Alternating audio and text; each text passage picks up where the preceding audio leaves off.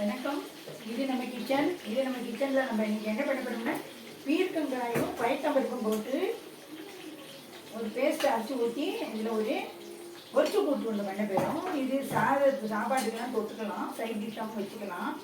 இப்போ இதுக்கு முன்னாடி நம்ம இதுக்கு தாளித்து கொட்டிடுவோம். நான் இதில் பீர்க்கங்காயை தோலி சீவிட்டு உள்ளே இருக்கிற பீர்க்கங்காய் பருப்பு இதே உப்பு மஞ்சப்பொடி பெருங்காயம் எல்லாத்தையும் போட்டு 3 விசில் விட்டு வேக வச்சு வச்சுருக்கேன். இப்போ நான் இதுக்கு இந்த கூட்டுக்கு தேவையான கடுகு தாளிக்கிறேன், உளுத்தம்பருப்பு தாளிக்கிறேன், கருவேப்பிலையோட தேவையானதை நான் இதை போட்டுட்டேன்.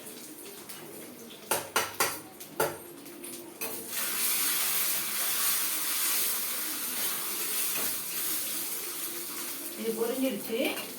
இதை வச்சுட்டு அதுக்குள்ளே இதுக்கு ஒரு பேஸ்ட்டு சொன்னேன் இல்லையா, அது தேங்காய், பச்சை மிளகாய், ஜீரகம், பச்சை மிளகாயும் வச்சுக்கலாம், வத்த மிளகாயும் வச்சுக்கலாம்.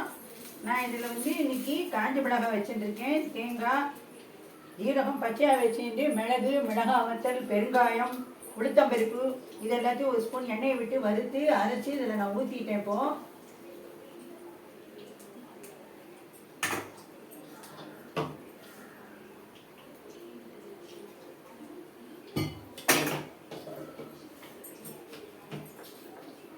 இந்த மிக்சி ஜாரில் இருக்கிறதையும் நம்ம அரைச்சி ஊற்றிட்டு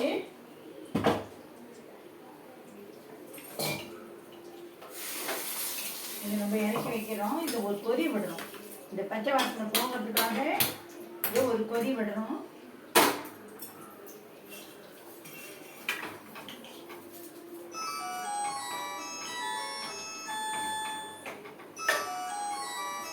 இப்போ இது ஒரு கொதி வந்துருச்சு.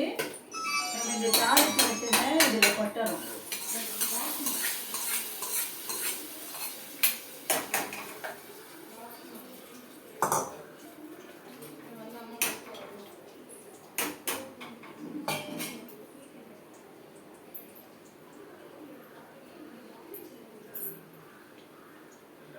இது நல்ல ஒரு கொதி வந்த உடனே இறக்கிடணும்.